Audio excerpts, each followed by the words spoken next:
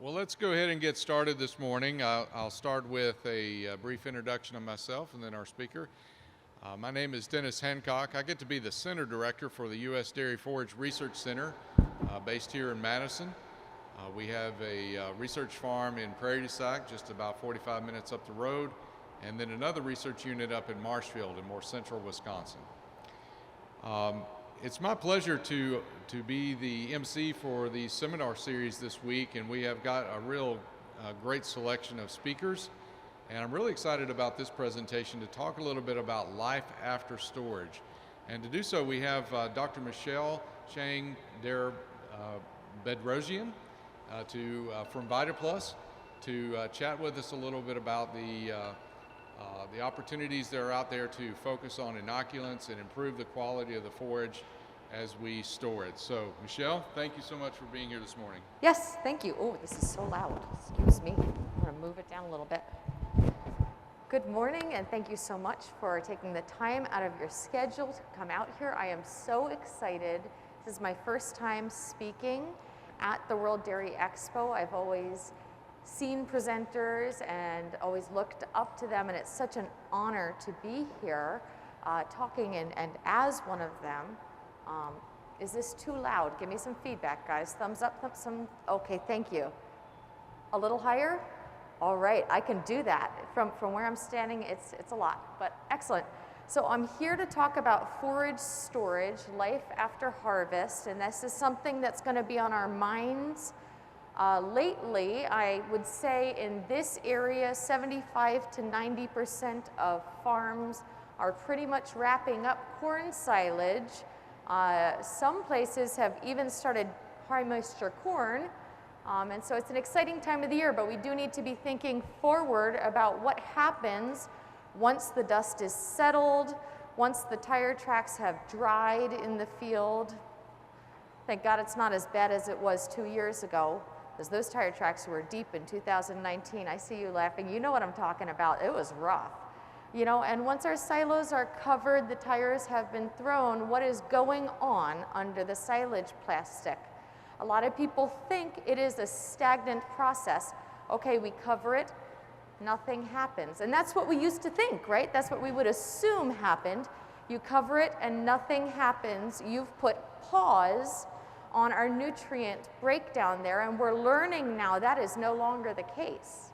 And so that's what I'm here to talk about today, and I'll try to stop turning my head because I realize that you can't hear me when I do that. So we're going to talk about how to get it right, how to make the most out of what you have, how to, if you will, if you'll allow me to make a mom joke, how to milk our forage for all that it's worth. No mercy chuckles. Okay, thanks. So we're going to start with the right harvest conditions, and hopefully we've already done that. Use the best inoculant possible, and I am not here today to go into depth about inoculants. I am not even going to talk about them. We've already packed until you've achieved the right density. We've covered perfectly. The last step, good storage, is key. A lot of people neglect this. A lot of people think, oh, it's in there, I can walk away and do literal nothing. That is not the case, and I'm here today to talk with you about why forage storage is so important. Now today we're going to be starting with what happens during storage, and then we're going to move into how can I use this to our advantage to make the most milk. I work with a nutrition company, and what our job is to take advantage and to utilize the storage process to get as much milk as we possibly can. And then we'll talk a little bit about when storage goes wrong, how to pivot, what it looks like, how to avoid it. So in order to talk about forage storage, and I practiced saying that in front of a mirror so that I wouldn't stumble over it, I want to talk a little bit about the phases of ensiling, what is happening during the ensiling process. And I'm going to move a little slowly through this chart because I know there's a lot going on in there. So let's start with, there's 4 phases of ensiling, and I've outlined those here at the bottom. It starts with the aerobic phase, which is so named because there is air present. And so during this phase, the crop is still respiring. It's utilizing sugars and proteins. And this is really important for us to understand because these sugars should be fueling fermentation. These proteins should go into our cows to make our diets less expensive. But the longer this aerobic phase goes on, the less sugars we have for a robust fermentation, the less protein we have to up our feed value or our feed quality and to make our diets less expensive. And so the reason why as well is aerobic bacteria during this aerobic phase, aerobic meaning oxygen is present again, they are also using up these sugars and these proteins. They're trying to stay alive, much like ourselves. Bacteria are people too. They require sugar and protein to make energy. The issue is we want to maintain this in our crop. And so we want to make this phase, this aerobic phase, as short as possible. And the way to do that is to get it into the silo and get oxygen out as quickly as possible. And if you guys have questions, please, just interrupt me. That's all right. I have young children. I am very used to being interrupted. And so what this aerobic phase looks like is, for example, we're filling our silo and we haven't yet covered it. Or we have wagons of corn silage, but the farm is a few miles away, and so we have quite a distance to travel with the full wagons. We see a lot of that in, say, Florida, where they'll harvest it and then they'll ensile it maybe a couple hours away. And so that aerobic phase is prolonged, and that means less sugars for fermentation again and less protein, and that's a problem. So once we get oxygen out, then this upfront fermentation can begin over here, and that begins once the silo is covered and oxygen is gone. And so that means, another way to shorten that aerobic phase is to get a great packing density. Squish all that oxygen out and we can get a robust fermentation started with all these sugars that we've preserved. And then it goes into storage. And historically, I've presented this slide and said during storage, everything is stagnant. And I'm here today to tell you that is no longer our understanding as scientists. As scientists, we can hopefully be able to say, you know what, I thought one thing, but actually I'm learning that something else is true. And then of course we have feed out, and this happens once oxygen is reintroduced into the silo mass, and the acids get consumed and the pH goes up. And another word for feed out is spoilage. You may not know that your silage is spoiling, but I guarantee you it is. The question is, how quickly is that process happening? So one thing that we're got to remember here is silage may look stagnant, but under the surface a whole lot is going on. And I want to talk about what exactly is going on, but I'll start with what is not going on.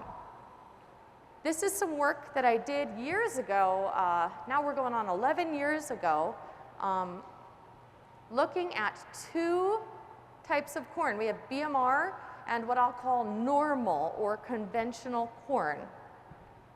And they were harvested in the exact same field, planted side by side. There were buddies harvested at two different dry matters, 32 and 42%.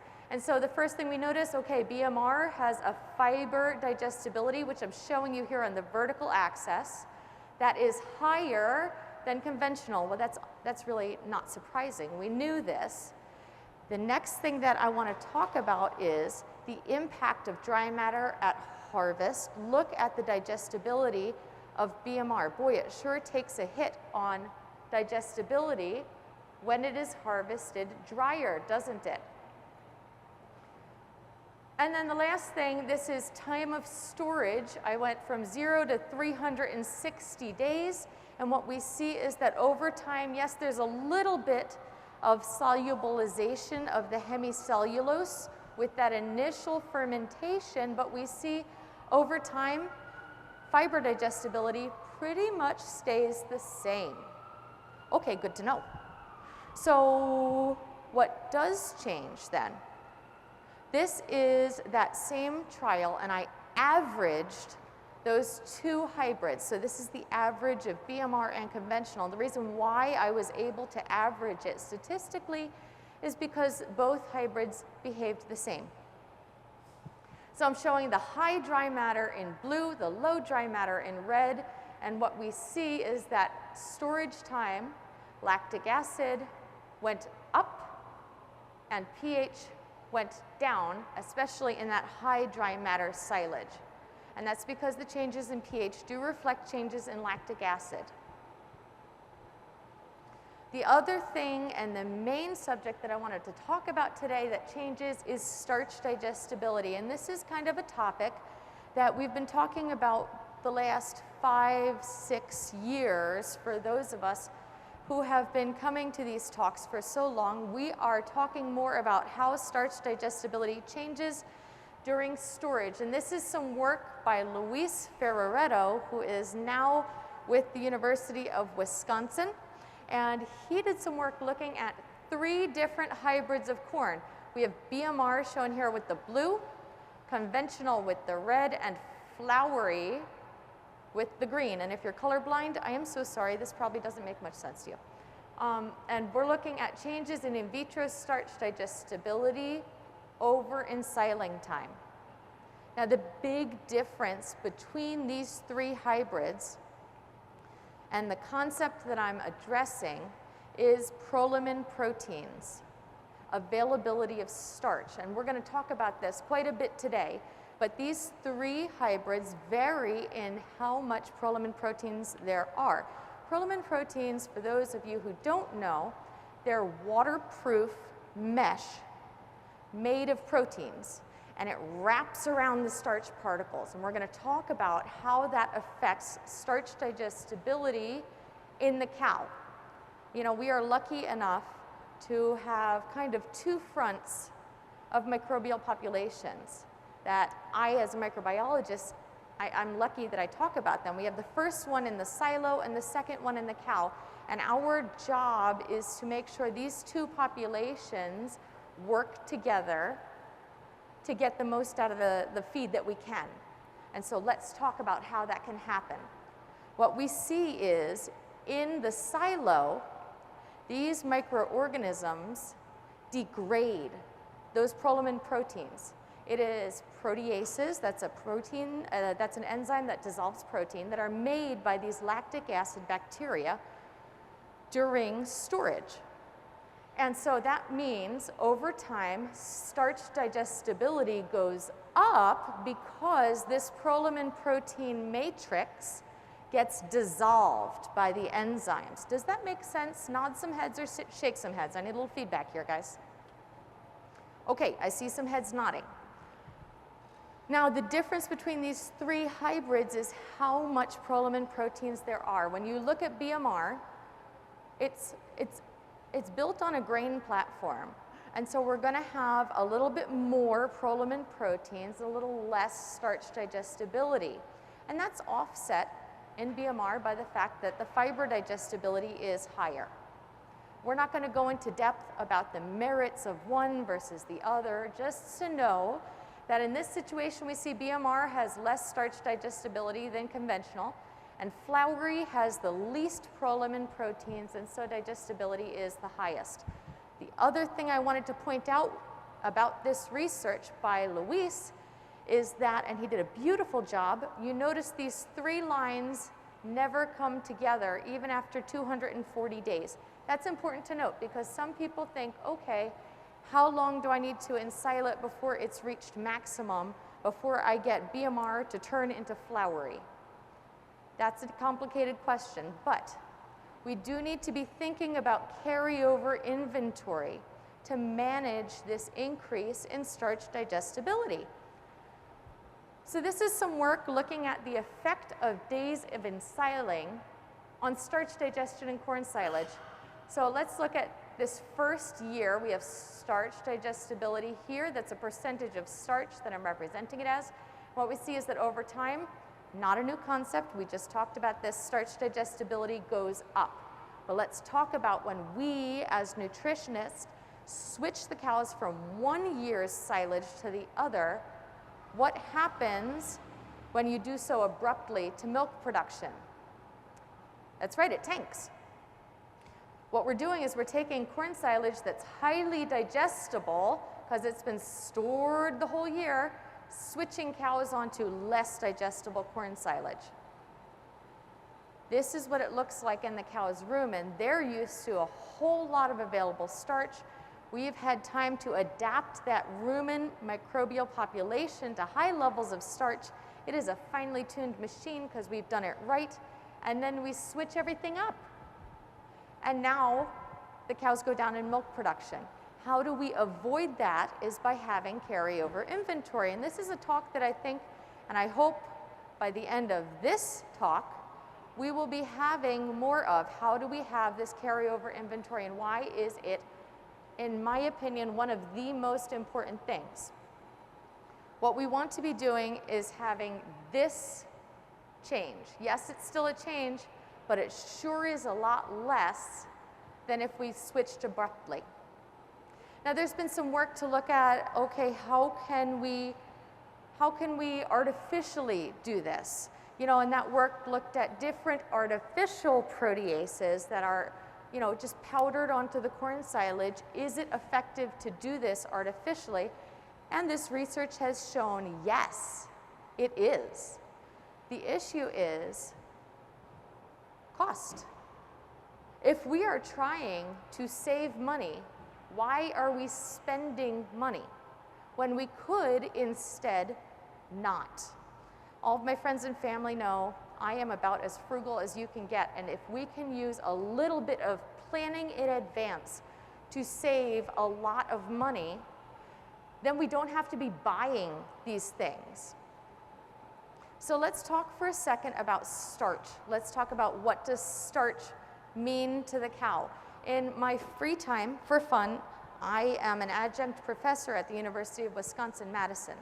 And I always talk with my students about, like, okay, think about this from a cow's point of view. What exactly are we doing here? I think that we can get so in the weeds that we forget what we're talking about.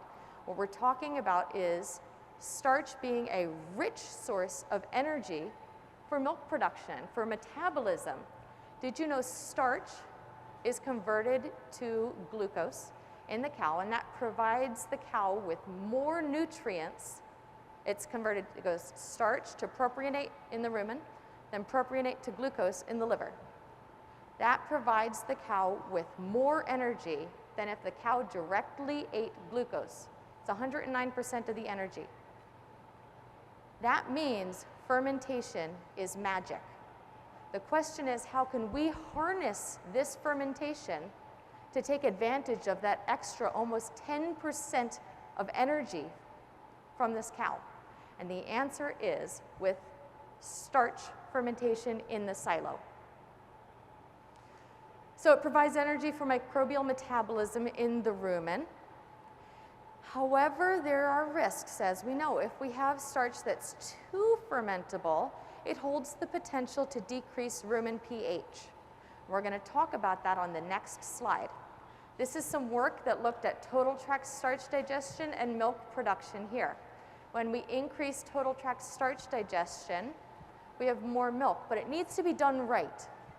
So I'm going to talk with you a little bit about how the scary part. We talked about the good part. Hey, we get more milk, but we don't want to go too far here because it can decrease rumen pH. It can get our cows sick. Starch in the rumen, we talked about how it gets turned into propionic acid, but it also gets turned into lactic acid. And as we learned previously, lactic acid can decrease pH. I want to show you some work that I did with cows that had a rumen fistula in the side of them. And that enabled me to kind of look at changes in rumen pH over time. So what we did in this trial was we have our cows. Every day, the rumen pH varies because they eat and it goes down, then they get hungry, and rumen pH goes up. Then they eat rapidly fermentable carbohydrates, rumen pH goes down, and the idea is you want to keep this within a healthy zone. But look at what happened over here. Okay, they ate a little bit, it started going down, but I withheld half of their ration. The cows got hungry. And then I dumped some corn into the rumen.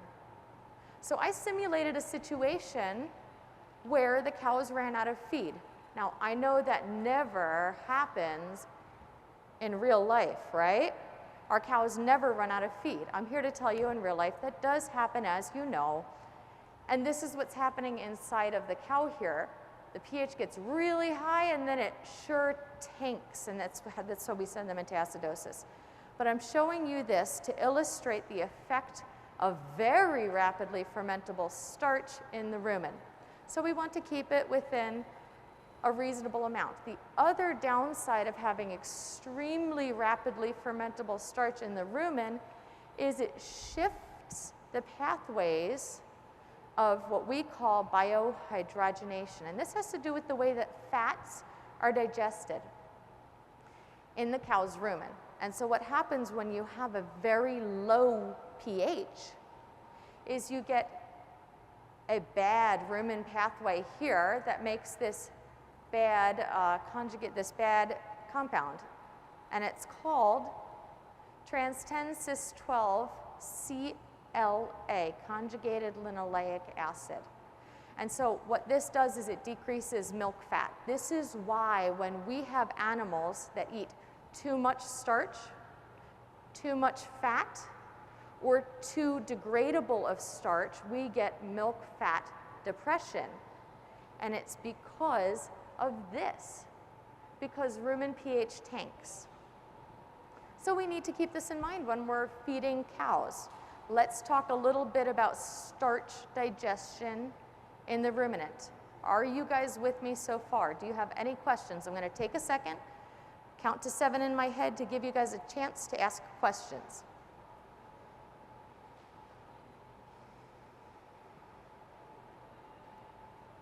Okay, yes?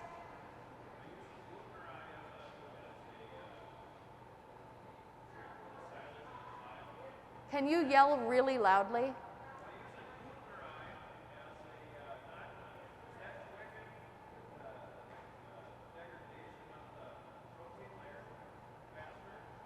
So the question is, if you use buchneri as an inoculant, will this quicken this increase in starch degradability? Did I understand your question?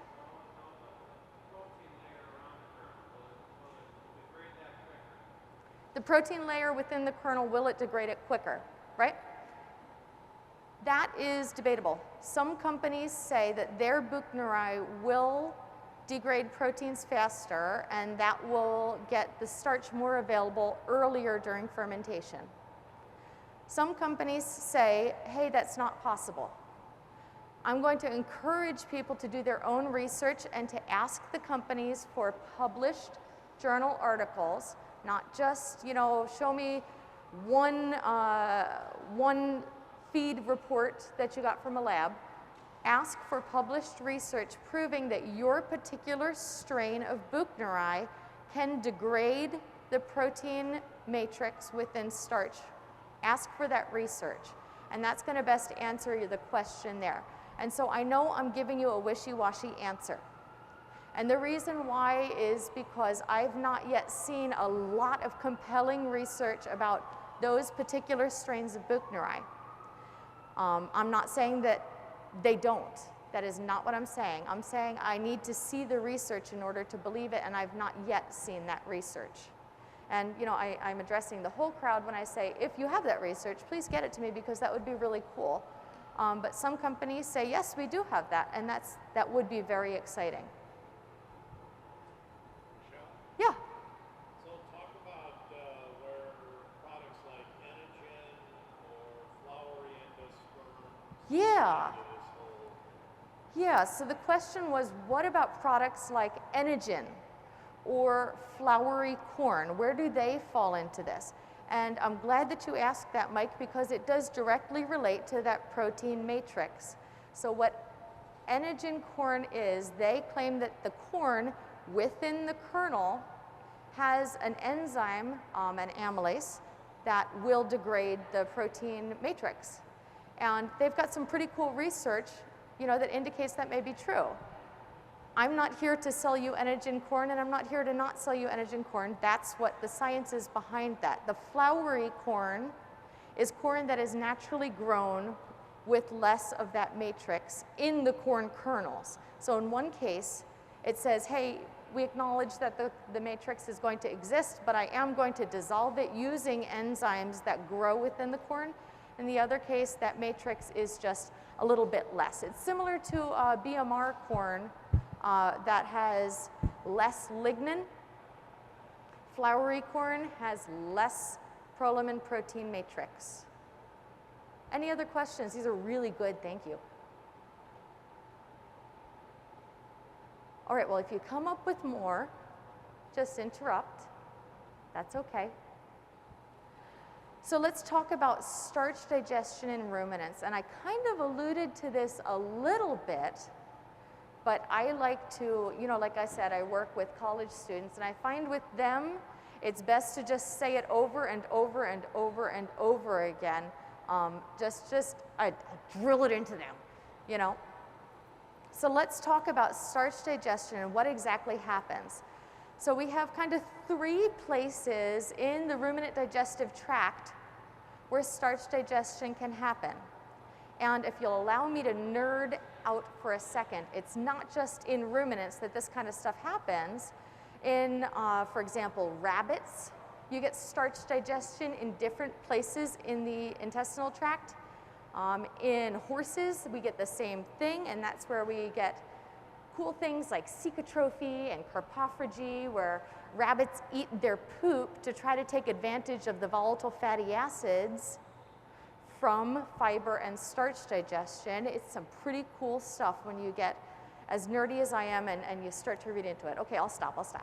Okay, so in the rumen, we have microbial fermentation of starch, and that turns into, like we said, propionate, that then turns into glucose in the liver. And that's really cool, because when we have starch digestion in the rumen and we get it into propionate, you remember we talked about how we get even more energy out of the starch than if it was digested by someone like us, we wimpy non-ruminants who just turn it into glucose. The ruminant's stomach is magic because of these microbial populations. So now we have some starch that bypasses the rumen. The rumen can only do so much if we set it up. And the small intestine, it gets digested into glucose, and it's a little less efficient because we don't have that propionate intermediate, because we don't have these microbes that are literally pushing energy into the feed. And then we also have hindgut fermentation, and that's where the starch that has, okay, it's gotten through the rumen, it's gotten through the small intestine, and somehow it still gets to the hindgut, and then we can have some fermentation that goes on there. We can have starch degraded into volatile fatty acids into the hindgut. And that's, Tanya Gressley has done, she's a researcher who's done quite a bit of work looking at hindgut fermentation and the negative impact that it can have on the cow if it gets out of control. That's where you get hindgut acidosis. And the cow starts getting, we've all seen the cows that have like aerosol diarrhea. Like they cough, and you don't want to be behind these bad boys because it's rough. I feel like we can talk about this in the dairy industry because we've all been there. But this is hopefully a minor energy contribution. So let's talk about these 2 situations, and I'm hopefully going to convince you that we want to maximize rumen fermentation of starch. And then we're going to talk about how can we harness forage storage to do so. So when you have a greater proportion of starch digested in the rumen, we have more energy from VFAs. We have more microbial protein. because these microbes in the rumen have the energy to grow. You remember when we talked about fermentation, we said to get a good fermentation, we need sugars, because these bacteria will eat the sugars and grow in population. They'll make babies. The same thing happens in the rumen. They eat the sugar, they grow in numbers, we have more microbial protein. We also have a greater total tract starch digestion, or I'll talk about it in the inverse, we also lose less starch to manure. And we want to maximize what we're getting out of our feed. We want to milk our feed for all that it's worth. Still no chuckles. You guys are killing me here. The disadvantage is if we maximize, if we get all of the feed as quickly digestible in the rumen as possible, we get low rumen pH issues, we get acidosis, we get intake issues. If every time you ate it upset your stomach, do you continue to eat as much as possible? We have lower fiber digestion there if it's not done right, because these fiber digestion populations of microorganisms, they're a little wimpy. They don't like our low rumen pH. They die pretty easily with the low rumen pH. And because of those changes in biohydrogenation pathways, we can get decreased fat and laminitis. Now, these are hopefully topics that you guys remember from, 5 minutes ago. If we have more starch digested in the small intestine, or if we have less starch in the rumen, on the bright side, more energetic efficiencies, but the performance benefits are hard to document. And yes, we have less rumen pH issues, but we also have less microbial protein. We have less total tract starch digestion. And so it behooves us to get the most starch digested in a safe manner in the rumen.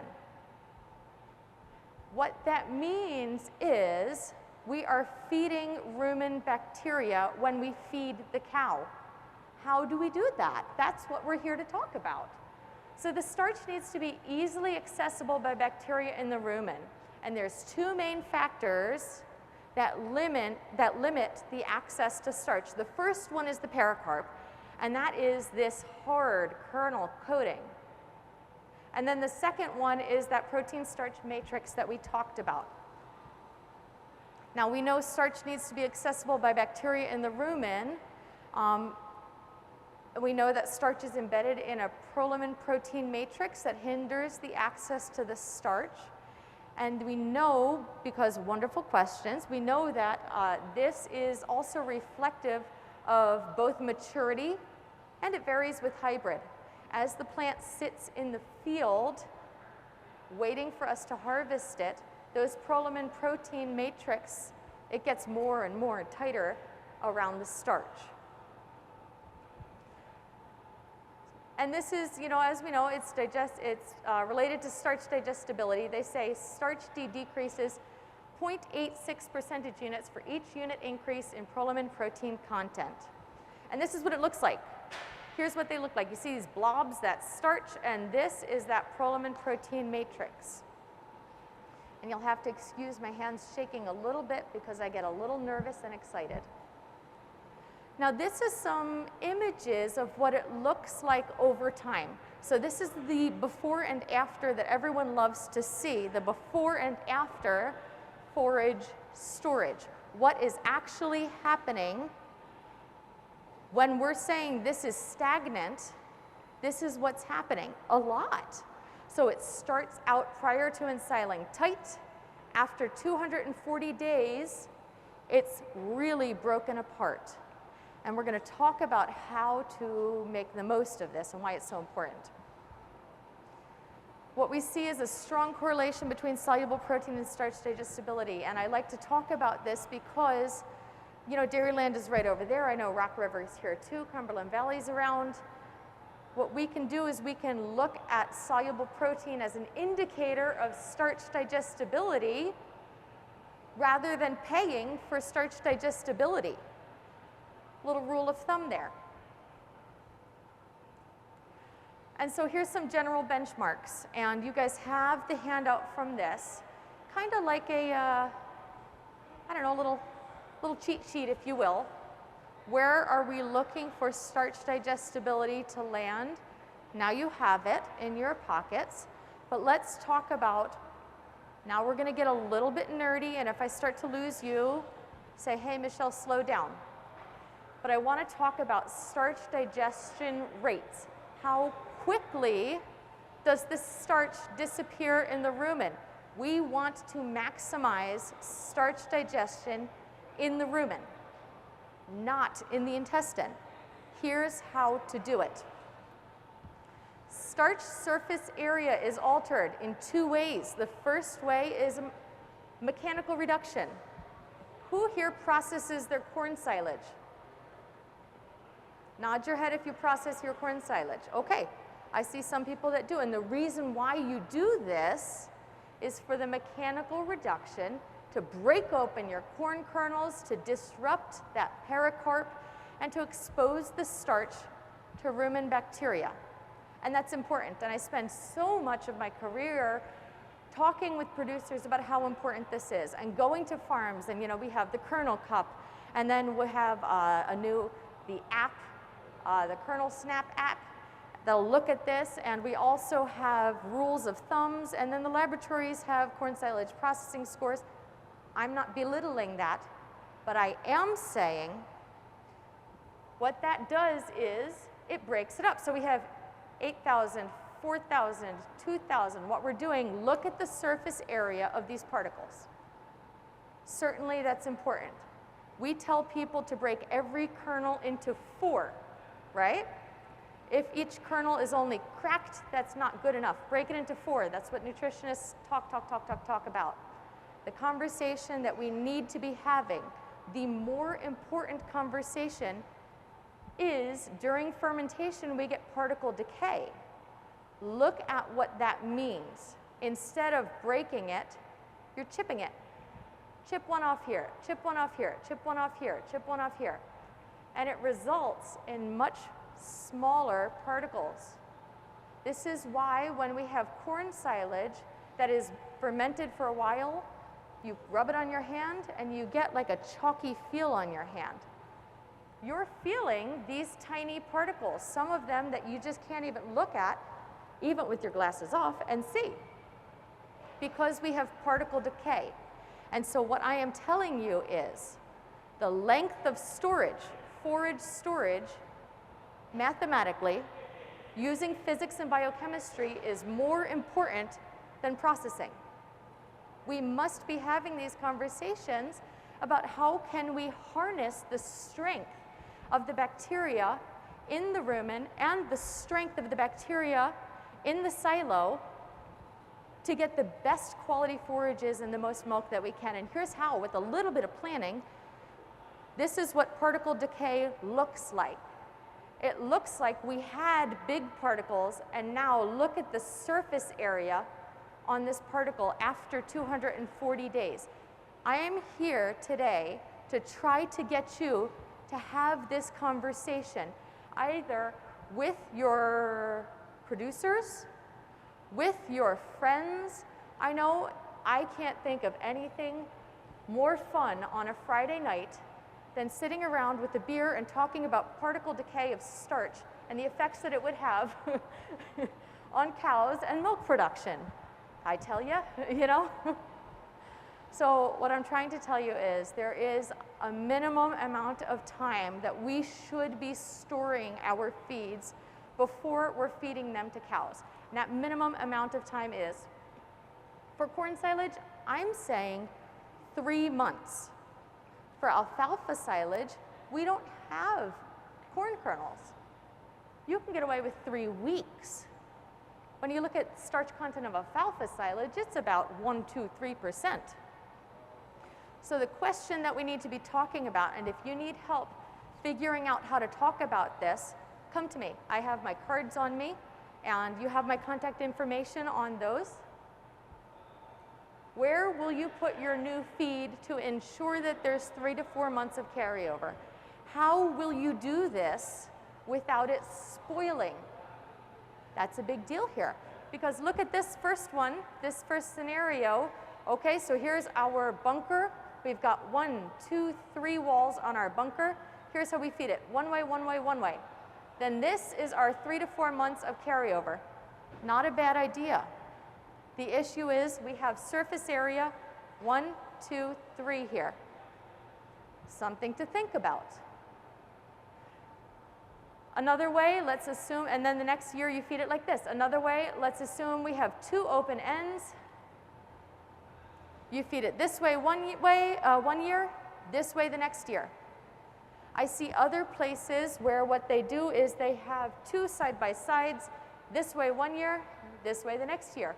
I see other places where they have, hey, this is going to be my ag bag of storage because I've kind of run out of space here. I know forage storage is really important, but I only have so much concrete, and so I'm going to have an ag bag of storage, and I'm going to, oh, excuse me, hope it doesn't look like that. I'm going to feed this, and this will be my carryover. There are merits and drawbacks of each one of these situations, and there's so many different variables that go into the success of this, whether it's the number of cows that you have. Are you able to keep up with the feed? Do you have the pad space for this? So on and so forth. Yeah.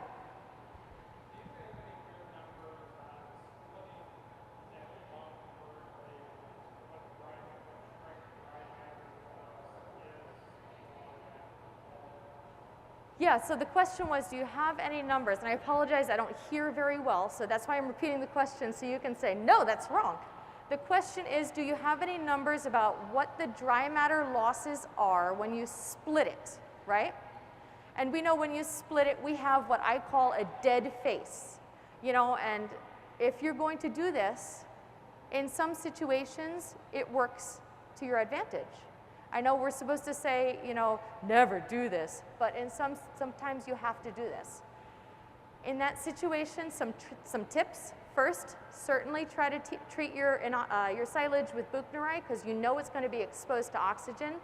And second, if you have a dead face, let it be dead. Don't be peeling off of that every few months just to make sure that, like, oh, I saw some mushrooms. That's making me want to let it be dead. Just kill it and let it die. And then when you feed it, you're going to feed off the black gunk because you know there's going to be some black gunk. And then you're going to, peel off the black gunk, peel off another 6 to 12 inches underneath that because there's still spoilage yeasts. And those spoilage yeasts can also be very bad for your cows. Peel those off, throw it away. And then, so usually that's a function of have you let it die? Have you made sure you have a smooth surface? Or did you do a haphazard job and there's quite a bit, maybe you don't have a facer. Maybe the facer wasn't used because it's cold and it kept freezing. Certainly that happens. We know in reality land that happens. You know, was it a smooth face or was it a bumpy face? Did you get good density? So sometimes you can get away with peeling off 2 feet. Sometimes you can get away with peeling off 3, 4 feet. And that's where it starts to get a little bit, oh boy, is this worth it? And what you would need to do is calculate out how high this is, what is the density. Am I losing 20% or am I losing 40% here? If you were pressing me to give you a number, Keith Bolson, who was a pioneer on this in our industry and passed away, I think within the last year, Keith Bolson did some beautiful work looking at dry matter losses with the top 3 feet of silage. And so I'm going to take that top 3 feet, turn it sideways, and his number said in those 3 feet, you're losing about 40%.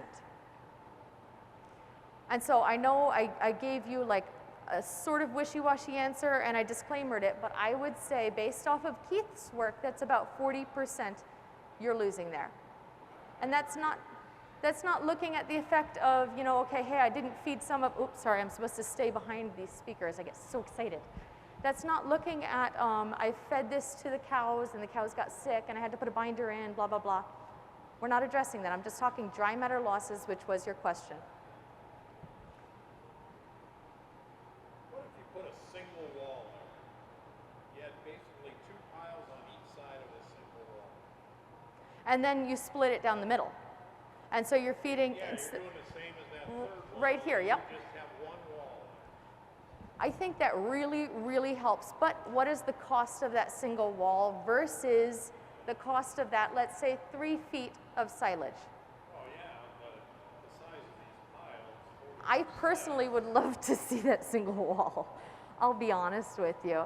And especially, That wall pretty quickly. yeah, you are. And especially if you wrap the wall, you know. And I see a lot of people using those movable concrete blocks to do just that, and it works beautifully. It works beautifully. You know, farmers are extremely innovative, and they come up with some really cool solutions to difficult and expensive problems, especially in the last few years, haven't you? Any other questions? Okay, so let's talk about some more tips during forage storage. We've talked a little bit about what can go wrong. I encourage you, please, check your silo for holes. Boy, last week I was standing there and I was watching. There was already one ag bag, or I guess I should say bag silo or whatever, but there was already one ag bag, and I was watching the next one be filled next to it, and I was saying, listen, that tractor's getting really close. I watched in slow motion as it was being filled, and it just ripped a hole down it. And I'm like, you have to stop, you have to stop, you have to stop. You know, and he was like, I've got it, I've got it. He did not have it. And now we had to go back and mend that very large tear. So please be mindful, both during making your silos and during storage, animals can get there. There can be holes. Check the silo for holes. If you have a teenager, this is a great job to go. Just say to your teenager, go on out there, check the silo. Here's some tape. Go to town. Each hole you fix is $1. There you go. You've paid $20, and how much have you saved? You know? I encourage everyone during feed out with only one face. I don't know if you can see this, but there was a face here, and then they took out some here. This was another face, but then they took out some here, and then they took out some here, but this was another face. Think about how much is exposed to oxygen here during storage. We have, yes, you have a dead face here, but that 40% number is going to be a lot more if you disturb the face and if you have many faces. Keep the plastic down at the feeding face because you can get oxygen going into there. Remember, we talked about how oxygen is what makes spoilage. So we've talked now about the importance of starch digestibility. Why do we want to maximize starch digestibility in the rumen, and how we can do that? And I think that's all I have today. Yep, okay, so this is my information. Please feel free to contact me at any point in time. This number actually forwards it to my personal cell phone number, so if it is 2 in the morning and you're feeling wild about starch availability for rumen microorganisms, me too, give me a call. Thank you.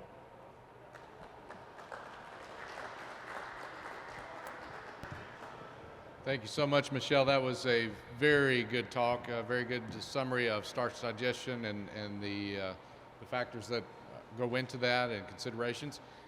Any additional questions from the audience? We've got time for a question or two. Mike? Can you just address alfalfa time-wise? What is and isn't going on there? Yeah, with alfalfa, it's a totally different beast. With alfalfa, like I said, I like to see 3 weeks of fermentation. What I have found, and I can't give you a scientific explanation why, when you feed alfalfa green, it's beautiful. When you feed fully fermented alfalfa, it's beautiful. But during that 3 weeks, it's just really funky. It does not feed well at all. So I like to see a 3-week fermentation.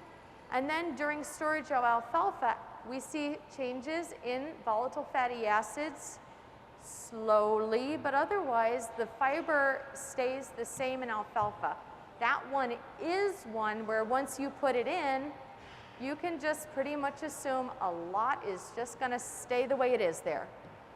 So you're going to see a little bit of a hit in fiber digestibility, I would bank on about 5 points in fiber digestibility decreasing with alfalfa, but after that initial 5 points of a decrease, it's just going to stay where it is over time. At least that's what I've seen in my research and experience. Yes?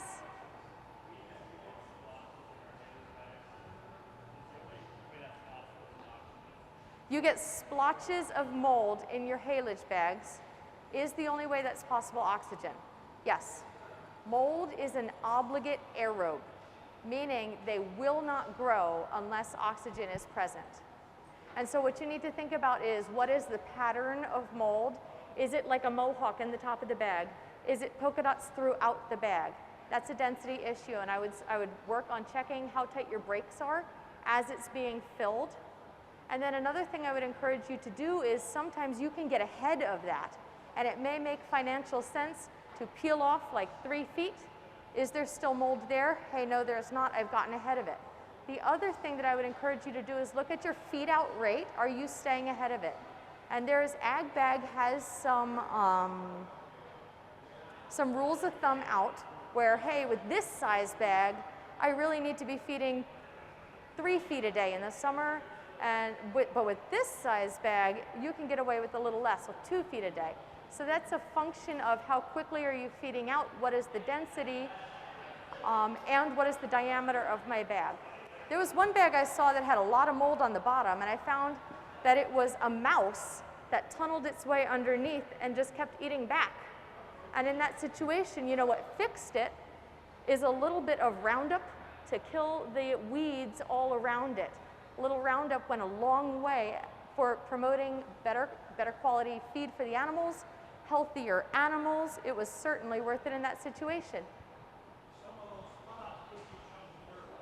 Yeah, that's a good point. Some of those spots could be chunks of dirt, especially I've seen where it gets to the end of the day, some of the feed's on the ground and they tried to do the thing where they take the shovel, put that in, but what you're doing is picking up chunks of dirt and putting it in. That's a very good point, yes.